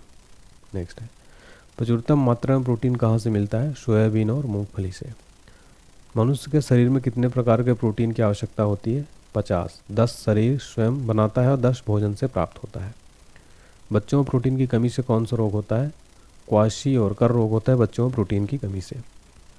प्रोटीन का महत्वपूर्ण कार्य क्या है? ये कोशिका जीव द्रव्य व ऊतक निर्माण में भी भाग लेते हैं। वसा क्या है? ये ग्लिसरॉल एवं बसी अम्लों का एस्टर है। वसा कितने प्रकार के होते हैं? 2 होते हैं, संतृप्त व असंतृप्त वसा। असंतृप्त वसा का उदाहरण क्या है? मछली का तेल, वनस्पति तेल क्या है? असंतृप्त वसा के उदाहरण है। संतृप्त वसा अम्ल के उदाहरण कौन से? नारियल का तेल, ताड़ का तेल, ये क्या है? संतृप्त वसा अम्ल के उदाहरण है। 1 ग्राम वसा से कितनी ऊर्जा उत्पन्न होती है? 9.3 कैलोरी। अगला है, शरीर में वसा का संश्लेषण कहाँ होता है? माइटोकॉन्ड्रिया से। देखिए, वसा के प्रमुख कार्य क्या हैं? ये शरीर में जमा होकर शरीर के ताप को बाहर नहीं निकलने देती। वसा की कमी से त्वचा रूखी हो जाती है। वसा की अधिकता से हृदय की बीमारी और रक्तचाप जाता है। विटामिन का आविष्कार किसने किया था? फंक ने किया था 1911 में। विटामिन शरीर में क्या कार्य करते हैं? शरीर के उपापचय क्रियाओं को नियंत्रित करते हैं। जल में घुलनशील विटामिन कौन से? विटामिन बी व सी क्या है? जल में घुलनशील है। वसा में घुलनशील विटामिन कौन से? विटामिन ए, डी, ई के क्या है? ये वसा में घुलनशील विटामिन है। अब हम देखेंगे विटामिन की कमी से होने वाले रोग व स्रोत। ठीक है, स्रोत क्या है? कमी से होने वाले रोग कौन कौन से हैं? ये क्वेश्चन एग्जाम में बनता है। चलिए देख लेते हैं। तो विटामिन ए का रासायनिक नाम देखने वाले हैं। तो रासायनिक नाम है रेटिनाल। इसकी कमी से कौन कौन से रोग होते हैं? रतौंधी, संक्रमण को खतरा रहता है और जीरोथैलेमिया रोग होता है। तो इनका रासायनिक नाम भी एग्जाम में पूछा जाता है। इसके स्रोत क्या हैं? तो देखिए, विटामिन ए का स्रोत है अंडा, दूध, पनीर, हरी साग, सब्जी, मछली युक्त तेल, ये सब क्या है? विटामिन ए का स्रोत है। नेक्स्ट है विटामिन B1। ठीक है, विटामिन B1 की कमी से होने वाला रोग क्या है? बेरी, और इसका स्रोत है मूंगफली, तिल, सूखा मिर्च, बिना धुली दाल या कृत अंडा एवं सब्जियां। देखिए विटामिन B1 का रासायनिक नाम क्या है फ्रेंड, थायमिन है। तो थायमिन विटामिन B1 का रासायनिक नाम है। नेक्स्ट है विटामिन B2, इसका रासायनिक नाम है राइबोफ्लेविन। इसकी कमी से होने वाले जो रोग हैं, त्वचा का फटना, आँखों का लाल होना, जिह्वा का फटना, इसके जो स्रोत हैं खामीर, कलेजी, मांस, हरी सब्जियां, दूध। विटामिन B3, इसका जो रासायनिक नाम है वो है निकोटिनैमाइड या फिर नियासिन। ये जो है विटामिन B3 का नाम है, ठीक है। इसका कमी से होने वाला रोग पेलाग्रा है, त्वचा दाद या 4D सिंड्रोम। ये जो है इसका स्रोत है मांस, मूंगफली, आलू, टमाटर, पत्ती वाली सब्जियां। ये जो है विटामिन B1 का रासायनिक नाम याद रखिएगा निकोटिनैमाइड या फिर नियासिन। नेक्स्ट है विटामिन B5, इसका रासायनिक नाम है पैंटोथेनिक अम्ल। इसकी कमी से बाल का सफ़ेद होना, मंदबुद्धि होना। इसका स्रोत है मांस, दूध, मूंगफली, गन्ना, टमाटर। विटामिन B6, रासायनिक नाम है पायरोडॉक्सिन। इसकी कमी से होने वाला रोग है एनीमिया, त्वचा रोग। इसका स्रोत है यकृत, मांस, अनाज। ये सब इसके स्रोत हैं। विटामिन B7 का रासायनिक नाम है बायोटिन। इसकी कमी से लकवा, शरीर में दर्द, बालों का गिरना। इसका स्रोत है मांस, अंडा या यकृत, दूध, ठीक है। नेक्स्ट है विटामिन B1, विटामिन B11, इसका रासायनिक नाम है फोलिक अम्ल। ये एनीमिया, पेचिस रोग, इसकी कमी से होता है। दाल, यकृत, सब्जियां, अंडा, सेम, ये सब क्या है इसके स्रोत हैं। विटामिन B12, इसका रासायनिक नाम है साइनोकोबालामिन। इसकी कमी से होता है एनीमिया, पांडु रोग। इसका स्रोत है मांस, कलेजी, दूध। नेक्स्ट है हमारा विटामिन C, इसका रासायनिक नाम क्या है, स्कारबिक एसिड। इसकी कमी से होने वाले रोग है स्कर्वी, मसूड़े का फूलना। इसका स्रोत है नींबू, संतरा, नारंगी, टमाटर, खट्टे पदार्थ, मिर्च, अंकुरित अनाज इत्यादि। नेक्स्ट है विटामिन D, इसका रासायनिक नाम है कैल्सीफेरॉल। इसकी कमी से होने वाले रोग है रिकेट्स, बच्चों में रिकेट्स होता है, वयस्कों में ऑस्टियोमलेशिया होता है। इसका स्रोत है मछली युक्त तेल, दूध, अंडे। विटामिन E का रासायनिक नाम है टोकोफेरॉल। कमी से होता है जनन शक्ति का कम होना। इसके स्रोत है पत्ती वाली सब्जियां, दूध, मक्खन, अंकुरित गेहूँ, वनस्पति तेल। नेक्स्ट है विटामिन F, इसकी कमी से रासायनिक नाम इसका है फिलोक्विनोन। इसकी कमी से होने वाला रोग रक्त का थक्का न बनना।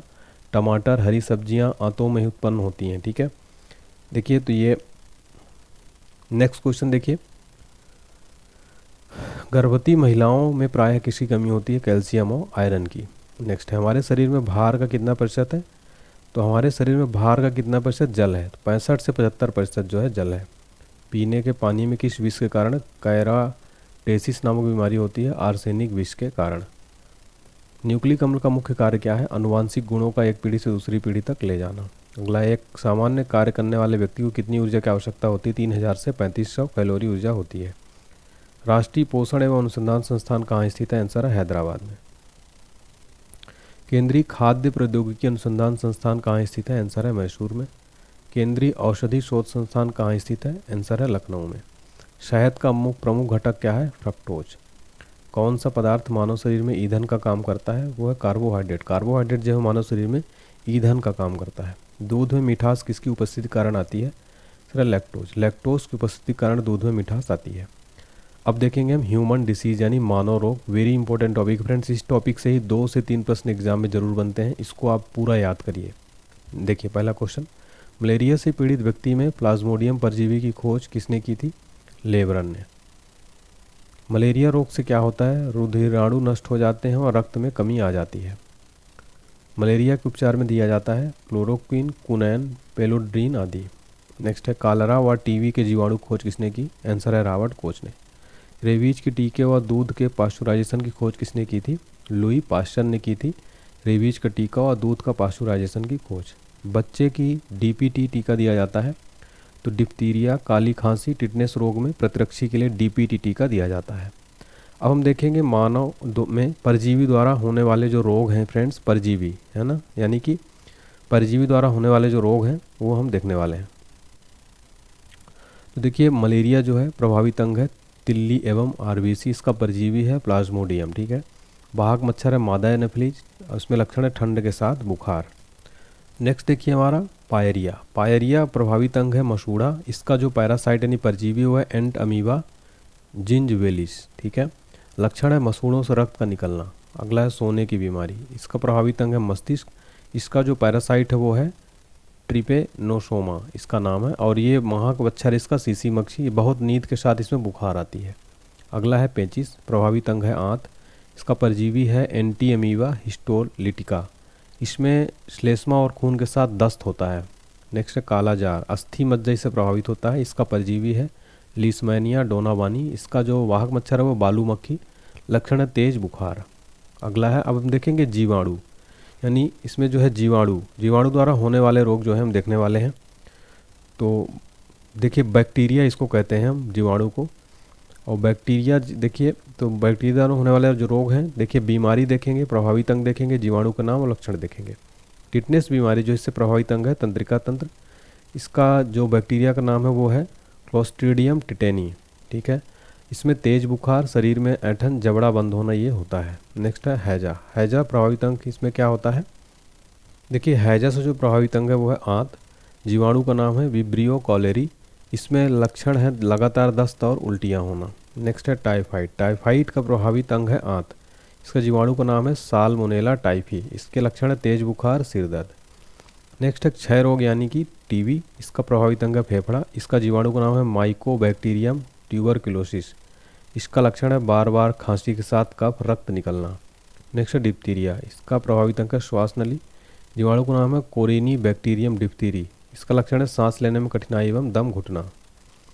नेक्स्ट देखिए प्लेग प्रभावित अंग है फेफड़ा और दोनों पैरों के बीच कारव, इसका जीवाणु का नाम है पास्टरेला पेस्टिस, इसका लक्षण है बहुत तेज बुखार, शरीर पर गिल्टियाँ। नेक्स्ट है काली खांसी, प्रभावित अंग है श्वसन तंत्र, जीवाणु का नाम है हीमोपिलिस परटूसिस, इसमें लक्षण है लगातार खांसी आना। नेक्स्ट है निमोनिया, प्रभावित अंग है फेफड़ा, इसका जीवाणु का नाम है डिप्लोकोकस न्यूमोनी, लक्षण है डिप्लोकोकस। देखिए इसमें जो इसका जो लक्षण है यहाँ पर गलत टाइप हो गया है, मैं आपको लक्षण बता दे रहा हूँ। देखिए फ्रेंड्स निमोनिया के जो लक्षण होते हैं वो क्या होते हैं, तो इसमें देखिए बुखार होती है, कपकपी होती है और सांस लेने में तकलीफ, साथ ही खांसी और हरा पीला खूनी बलगम इसमें आता है, ठीक है। चलिए नेक्स्ट है हमारा कोढ़ से तंत्रिका तंत्र त्वचा प्रभावित होती है, इसका बैक्टीरिया का नाम है माइकोबैक्टीरियम लेप्री, इसमें शरीर पर चकत्ते पड़ते हैं, तंत्रिकाएँ प्रभावित होती हैं। नेक्स्ट है हमारा गोगोनोरिया, इसमें प्रभावित अंग मूत्र मार्ग, इसका जीवाणु का नाम है नाइसेरिया गोगोनेरियाई, इसमें मूत्र मार्ग में सूजन आ जाता है। नेक्स्ट है सिफिलिस, ये है शिश्न और इसमें होता, इसका नाम है जो है टैपोनोमा पैलिडम, इसमें शिश्न में घाव हो जाता है। अगला है हमारा विषाणु यानी वायरस द्वारा होने वाले रोग। अब हम वायरस द्वारा होने वाले रोग देखेंगे। एड्स पहला रोग है एड्स, इस प्रभावित अंग है प्रतिरक्षा प्रणाली यानी WBC, इसका विषाणु का नाम है HIV, इसका लक्षण है रोग प्रतिरोधक क्षमता का नष्ट होना। नेक्स्ट डेंगू ज्वर, संपूर्ण शरीर खासकर सिर, आँख एवं जोड़ में क्या होता है, तो ये है देखिए अरबो वायरस, इससे लक्षण है आँखों, पेशियों, सिर तथा जोड़ों में दर्द।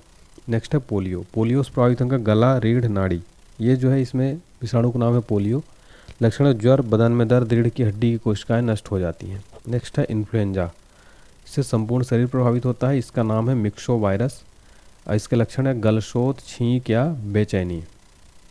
नेक्स्ट है चेचक, प्रभावित अंग संपूर्ण शरीर, विषाणु का नाम है वेरियोला वायर, लक्षण है तेज बुखार, शरीर पर लाल दाने आना। नेक्स्ट है छोटी माता, संपूर्ण शरीर, इसका वायरस है वेरिसेला वायर, हल्का बुखार, शरीर पर पित्तिकाएँ होती हैं। नेक्स्ट है गलशोथ, ये इससे प्रभावित अंग है पैराथायराइड ग्रंथि, लक्षण है ज्वर के साथ मुंह खोलने में कठिनाई। नेक्स्ट है खसरा, संपूर्ण शरीर प्रभावित होता है, विषाणु का नाम है मोरबिली वायर, शरीर पर लाल दाना हो जाता है। नेक्स्ट है ट्रेकोमा, प्रभावित अंग है आँख, इसमें क्या होता है आँख का लाल होना, आँखों में दर्द होना। फिर है हिपेटाइटी या पीलिया, ठीक है, ये है इससे प्रभावित अंग है यकृत, इसे पेशाब पीला, आँख का पीला, त्वचा पीला हो जाना, ये सब जो इसके लक्षण है पीलिया के। नेक्स्ट है रेबीज, इससे प्रभावित अंग तंत्रिका तंत्र, वायरस का नाम है रैप्डो वायरस, रोगी पागल हो जाता है, जीभ बाहर निकालता है इसमें। नेक्स्ट है मेनिनजाइटिस, प्रभावित अंग है मस्तिष्क, लक्षण है तेज बुखार। अगला है हर्पीज, प्रभावित अंग है त्वचा, विषाणु का नाम है हर्पीज, त्वचा में सूजन हो जाती है, ठीक है। चलिए अगला देखते हैं, फफूंद द्वारा होने वाले प्रमुख रोग कौन से हैं। दमा, एथलीट फुट, खाज, गंजापन, दाद आदि ये फफूंद द्वारा होता है। नेक्स्ट है मनुष्य में होने वाले प्रमुख अनुवांशिकी रोग कौन से। वर्णांधता, haemophilia, Turner syndrome, Klinefelter syndrome, Down syndrome में क्या है मनुष्य में होने वाले अनुवांशिकी रोग हैं, जेनेटिकल रोग है, ठीक है। वर्णांधता हो गया, हीमोफीलिया।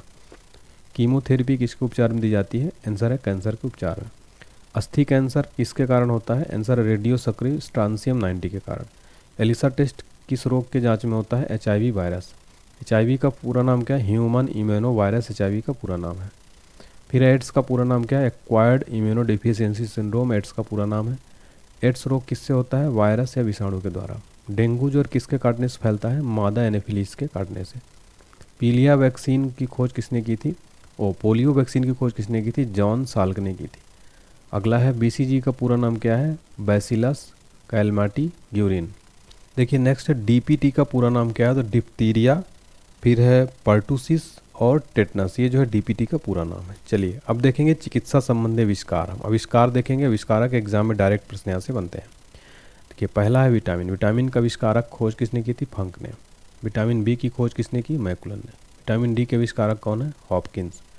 स्ट्रेप्टोमाइसिन के आविष्कारक कौन है? बॉम्समैन। होम्योपैथी के आविष्कारक कौन है? हनीमैन। ओपन हार्ट सर्जरी के आविष्कारक कौन है? वाल्ट ललहिलेहल। प्रथम परख नली शिशु के आविष्कारक कौन है? एडवर्डस एवं स्टेप्टो। एंटीजन के आविष्कारक कौन है? Land Steiner. क्लोरोफॉर्म के आविष्कारक कौन है? हैरिसन तथा सिम्सन। टेरामाइसिन के आविष्कारक कौन है? फिनेल। पोलियो वैक्सीन के आविष्कारक कौन है? John E Salk. बैक्टीरिया के आविष्कारक कौन है? Leeuwen hoc. RNA के आविष्कारक कौन है? जेम्स वाटसन तथा आर्थर अर्ग। मलेरिया परजीवी व चिकित्सा के आविष्कारक कौन है? Ronald Ross. विटामिन A के आविष्कारक कौन है? मैकुलन। विटामिन C के आविष्कारक कौन है? होलकट। सल्फा ड्रग्स के आविष्कारक कौन है? डॉग मैंक। हृदय प्रत्यारोपण के आविष्कारक कौन है? Christian Barnard. लिंग हार्मोन के आविष्कारक कौन है? स्टेनाच। गर्भनिरोधक गोलियों के आविष्कारक कौन है? पिनकस। इलेक्ट्रोकार्डियोग्राफ के आविष्कारक कौन है? आइन्यूक 1। इंसुलिन के आविष्कारक कौन है? बेटिंग। चेचक का टीका का आविष्कारक कौन है? Edward Jenner. टीबी बैक्टीरिया के आविष्कारक कौन है? Robert Koch. पेंसिलिन के आविष्कारक कौन है? Alexander Fleming. BCG के आविष्कारक कौन है? Urine Calmette. रक्त परिवर्तन के कौन है? Karl lead Steiner. DNA के आविष्कारक कौन है? जेम्स वाटसन तथा क्रिक। जेम्स वाटसन तथा क्रिक, ठीक है, ये DNA के आविष्कारक हैं, याद रखिए। तो यहाँ पर फ्रेंड्स हमने कंप्लीट जो है आपका लगभग 1 से 1.5 घंटे में मैंने कंप्लीट साइंस का, बायोलॉजी का आपको NCERT सार कराया। उम्मीद करता हूँ आपको पसंद आई हुई क्लास। सबसे पहले मैं आपको बता दूं कि हमारा 5000 ऑनलाइनर साइंस का क्वेश्चन भी है कंप्लीट, इसमें तीनों सब्जेक्ट मिल जाएगा। इसका भी लिंक डिस्क्रिप्शन बॉक्स में 49 रुपये मिल जाएगा। इसके अलावा स्टैटिक जी के कंप्लीट PDF मिल जाएगा, ये भी 51 में, इसका भी लिंक डिस्क्रिप्शन। कोई भी दिक्कत आती है व्हाट्सएप पर मैसेज करिए 7067567024 पर। इसके अलावा लूसेंट GK है, सब कुछ नोट्स मिल जाएगा। इंग्लिश मीडियम चैनल के लिए अलग स्टूडेंट है, सब्सक्राइब करें चैनल को। और करंट अफेयर्स भी मिल जाएगा, कंप्लीट करंट अफेयर्स जो है फ्रेंड्स मिल जाएगा आपको, इसका भी लिंक डिस्क्रिप्शन बॉक्स में मिल जाएगा। अभी तक कंप्लीट अपडेटेड है ये। All exam special PDF notes है, GK ब्रह्मास्त्र है, सारे नोट्स मिल जाएंगे, ठीक है। और लास्ट में एप्लीकेशन को डाउनलोड कर लीजिए, काफ़ी सारी फ्री PDF फाइल भी हैं, पेड कोर्सेस अवेलेबल है। GK GS का संपूर्ण क्रैश कोर्स आप जरूर पढ़िए फ्रेंड्स, ये काफ़ी इंपॉर्टेंट क्रैश कोर्स है ऑल एग्जाम्स के लिए। मात्र 149 रुपये लिमिटेड ऑफर चल रहा है, जब रेट बढ़ जाएगा फिर आप लोग कमेंट करते सर रेट बढ़ा दिया आपने। इससे पहले सभी स्टूडेंट इसको बाय करिए। टेलीग्राम चैनल ज्वाइन कर लीजिए, स्कैन करके ज्वाइन कर सकते हैं। व्हाट्सएप चैनल ज्वाइन कर लीजिए, डिस्क्रिप्शन बॉक्स में लिंक है। और इंस्टाग्राम ज्वाइन कर लीजिए। लास्ट में अगर आपको लगता है कि इस वीडियो में मैंने मेहनत की, काफ़ी जो है फ्रेंड्स मेहनत लगती है, प्लीज़ वीडियो लाइक करें। अगर आपके लिए यूज़फुल है तो चैनल को सब्सक्राइब जरूर करें और बेल आइकन प्रेस करें, साथ में शेयर करें, घंटी बटन जरूर दबाएं ताकि आपको रेगुलर नोटिफिकेशन मिलता रहे। अगर वीडियो अच्छा लगा हो तो प्लीज़ कमेंट सेक्शन में फीडबैक जरूर दीजिए, मेरा हौसला बढ़ाइए। सभी कमेंट रीड करता हूँ, प्लीज़ कमेंट करके ज़रूर बताइएगा। अगला कौन सा टॉपिक चाहिए बताइएगा, मैं ज़रूर आपके लिए लेकर आऊँगा। आपको एग्जाम्स के लिए मेरी तरफ से शुभकामनाएं। Thank you so much.